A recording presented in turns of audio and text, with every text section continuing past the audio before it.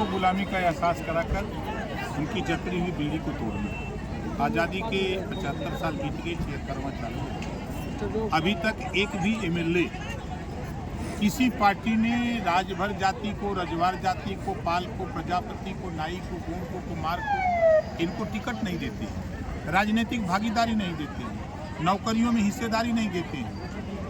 तो इनको तो एहसास नहीं है कि हमारा हिस्सा है। 27% रिजर्वेशन पूरे देश में लागू है और 27% रिजर्वेशन में आप देखिए, आप अगर गोपालगंज में टटोल लीजिए, किसी थाने पर दरोगा नहीं मिलेगा, राजभर नाई नहीं मिलेगा, पाल नहीं मिलेगा, प्रजापति नहीं मिलेगा। ऐसा क्यों? जब सामाजिक न्याय की बात हो रही है, रिजर्वेशन सबके लिए तो फिर उस पर अमली जामा क्यों नहीं पहनाया जा रहा? इसको लेकर के अब बिहार में आए, उत्तर प्रदेश से चल के क्या बिहार में लोकसभा चुनाव में आप भाग आजमाएंगे? 40 लोकसभा लड़ेंगे। एक ऐसा भी हो सकता है किसी पार्टी से गठबंधन करेंगे। गठबंधन का युग है। आप देख रहे हैं कि नीतीश जी कभी भाजपा से, कभी लालू जदयू आरजेडी से, कभी किसी से गठबंधन होता है। वही हाल लालू जी का है, वही हाल भाजपा का है, वही हाल कांग्रेस का है, वही हाल सारी पार्टियों का। तो ये गठबंधन का युग चल रहा है। हम पहले अपनी ताकत को पैदा करें। जिस दिन ताकत को, हमारी ताकत का एहसास हो जाएगा, उस दिन अपने आप मामला ठीक हो जाएगा। सर, जातिगत जनगणना पर क्या कहेंगे? जो बिहार देखिए, हम जातिवाद जनगणना से सहमत नहीं हैं, क्योंकि जब मैं गाँव में लोगों से वाच किया, जनगणना जब रिजल्ट आया तो मैंने वाच किया 126 गाँव में। तो गांव के लोगों ने बताया कि हम लोगों के गांव में कोई आया ही नहीं। जातिवाद जनगणना कैसे? उसकी गिनती होती है जब दरवाजे जाओ, कितने परिवार में हैं, कितने लोग शिक्षित हैं, कितने लोग नौकरी में हैं, कितनी ज़मीन है, कै भाई हो, क्या करते हो, ये आंकड़ा आना चाहिए ना। लेकिन वो वहाँ गए ही नहीं। ये एक तरह से फर्जी है, ये चुनावी जुमला है। इसी बात को लेकर अमित शाह जब आए थे तो बोले थे कि ये फर्जी है। तो तेजस्वी यादव ने चैलेंज किया कि पूरे देश में जातिगत जनगणना करा लिया जाए। तो आप जब प्रधानमंत्री नरेंद्र मोदी से मिलेंगे तो मांग करेंगे पूरे देश में जातीय जनगणना की? हम तो 21 साल से हमारी पार्टी करती है। जी, ये काम केंद्र सरकार का है और जातिवाद जनगणना होगी। हम कह रहे हैं जातिवाद जनगणना होगी। यूपी में कब होगा सर? पूरे देश में होगा, यूपी नहीं पूरे देश में होगा। उसके लिए मंथन शुरू हो गया है। देखिए, जनता जब चाहने लगेगी तो नेताओं को करना पड़ेगा। कल तक हम अकेले बोलते थे, नहीं किसी को सुनाई देता था। आज राहुल जी बोल रहे हैं, अखिलेश जी बोल रहे हैं, नीतीश जी बोल रहे हैं, तेजस्वी बोल रहे हैं, ममता जी बोल रही हैं, उद्धव ठाकरे बोल रहे हैं, देश के सभी नेता बोलने लगे। इसके साथ मोदी जी नहीं बोले, नहीं, आपको शायद पता नहीं, अभी 15-16 दिन पहले पूरे देश के चुनिंदा लोगों को जुटाया गया था, इसी पर डिस्कस हुआ और ये तय है कि आज नहीं तो कल होगा। अब वही सवाल अगर तेजस्वी ने चैलेंज किया तो पूछा जाए कि जब आप सरकार में शामिल थे, दिल्ली केंद्र में सरकार थी कांग्रेस की, आपकी पार्टी शामिल थी, रेल मंत्री आपके पिताजी थे, मुलायम सिंह जी शामिल थे, मायावती शामिल थी, देश की सारी पार्टियां मिल करके कांग्रेस से गठबंधन करके केंद्र में सरकार बनाई, तो आपने जातिवाद जनगणना क्यों नहीं कराई? ये भूल गए वो लोग जिनके साथ वो गठबंधन किए हैं। 2011 की जातिवाद जनगणना सार्वजनिक करने की बात आई, उस बिल को सदन में किसने फाड़ा? यही राहुल जी ने फाड़ा था। तब ये कहाँ थे इनकी पार्टी के सांसद? क्यों नहीं विरोध किया उस समय? ये क्या बात करेंगे लोग? ये मंच माइक पर चाहे जितना बोल लें, हम तो चुनौती देते हैं, बैठा दीजिए डिबेट पर कहीं, अब बहस कर लें। आप अपने मंच के माध्यम से क्षेत्रीय पार्टी जो है, राष्ट्रीय जनता दल हो या जदयू हो, सभी नेताओं को आप चैलेंज दिए हैं।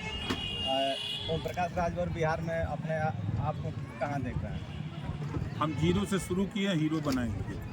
सर, आप महिला आरक्षण पे बोल रहे थे, तो बिहार में ऑलरेडी 33% महिला आरक्षण लागू है, चाहे नौकरी हो चाहे शिक्षा हो, इसमें क्या कहेंगे? कहाँ लागू? बिहार में हर सरकारी पंचायत चुनाव में लागू नहीं, सरकारी नौकरी में भी लागू नहीं लागू।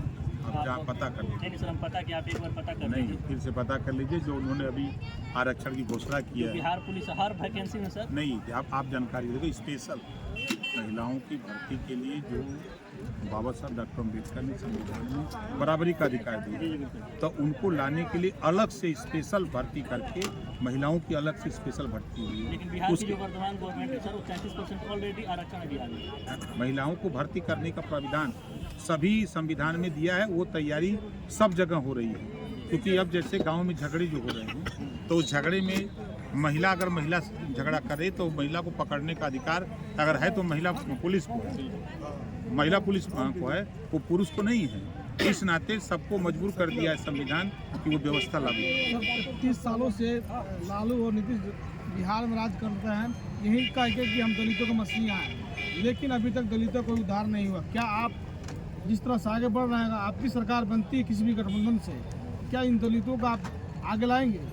जिसकी जितनी संख्या भारी उसकी उतनी हिस्सेदारी। आप यूपी में उठा के देखिए, आपने देखा कि दिल्ली से जो योजना आई, इसके पहले अखिलेश जी की भी सरकार थी, मायावती जी की भी, कांग्रेस की भी थी। यहाँ बिहार में नीतीश जी की है, लालू जी की है, यही लंबे समय से उठापटक चल रहा है। आज आयुष्मान कार्ड बन रहा है, उसकी जानकारी देने के लिए सरकार गांव में जा कर के खुद सरकार गांव की तरफ मुख कर रही है। सारे स्टॉल लगेंगे सभी विभागों के, और गांव की समस्या वही तय उनकी समस्या का समाधान होगा। चाहे आयुष्मान कार्ड बनाना हो, चाहे राशन कार्ड बनाना हो, चाहे आवास की समस्या हो, चाहे खतौनी की समस्या हो, कोई समस्या, सारी समस्या के समाधान के लिए सरकार गांव में जा रही है। वो चीज़ें हम यहाँ भी चाहते हैं कि सरकार पटना में न बैठे, सरकार लखनऊ न बैठे, सरकार दिल्ली न बैठे। अगर हमारे लोग वहाँ तक नहीं पहुँच पा रहे हैं, अधिकारियों से नहीं मिल पा रहे हैं दफ्तर में, तो वो सरकार के अधिकारी गाँव में चले, स्टॉल लगावें, वहाँ जनता अपनी बात कहे और उसके निस्तारण के लिए व्यवस्था बनी है कि सारे पंजीयन हो रहे हैं, उस समय समस्या का समाधान करने की व्यवस्था बन रही है। तो हम लोग उस चीज़ को देखिए, नारा देने से नहीं होगा, कानून बनाने से। संविधान में कानून है ना, पूरे देश के लिए एक कानून है। हमने एक उदाहरण दिया इलाज के लिए, आपके सामने इतनी हजारों लोग थे ना, सिंगल कोई व्यक्ति नहीं कहा कि हमको 5,000 रुपया मिला।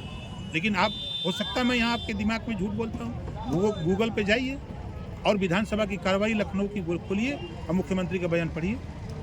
सदन में मुख्यमंत्री ने बोल रहा है, झूठ नहीं बोल रहा है, और हम जिसको पैसा दे रहे हैं, आप हॉस्पिटल पता करिए। तो स्थिति है कि अगर वो कानून वहाँ है तो यहाँ क्यों नहीं है।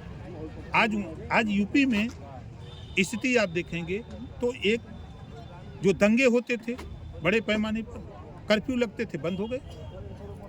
आज यही दहशत का माहौल अभी हमने सुना कई लोगों से।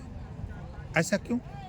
जब जहां आप सामाजिक न्याय की बात करने वाले नेता हों और वहाँ दहशत हो लोगों में, तो ये तो अन्याय है ना। सर, बिहार में बेरोजगारी और पलायन बहुत बड़ा मुद्दा है, इस पर आप क्या कहेंगे? देखिए, दुर्भाग्य है कि यहाँ की सरकार लोगों को अशिक्षित बना के रखना चाहती है, जिसका उदाहरण अभी शिक्षक भर्ती हुई तो बड़ा ढिढोरा पीटा तेजस्वी ने सीना ठोक के कि मैं यूपी के लोगों को नौकरी दिया हूँ। बोला है ना। आप बताओ, यूपी के लोग लायक हैं कि बिहार के लोग लायक हैं? वहाँ ज़्यादा शिक्षा है ना, इस नाते नहीं है आकर के वो कंप्लीट कर दिए। यहाँ जो है वो योग्य घोषित हो गए। आपने यहाँ अगर दिया होता, आप बताओ, यूपी में भर्ती हो रही है और बिहार का एक नौजवान वहाँ भर्ती हो जाए, मेरिट वहाँ ना हासिल कर रहे हैं, आप यहाँ शिक्षित क्यों बना के रखे हो? इनको शिक्षित करो, इनको उस योग्य बनाओ। सरकार की मंशा, संविधान में बाबा साहब डॉक्टर अम्बेडकर जी ने यही व्यवस्था दिया कि हर 10 साल पे समीक्षा करो कि जो जातियां पिछड़ गई हैं उनको व्यवस्था सरकार दे के ऊपर उठा दे। लेकिन ये काम तो नहीं हो रहा है। आपके समाज पार्टी नेता बनाना चाह रहे हैं, IAS IPS नहीं बनाना चाहते? नहीं, नेता बनेगा तभी ना ले जाएगा।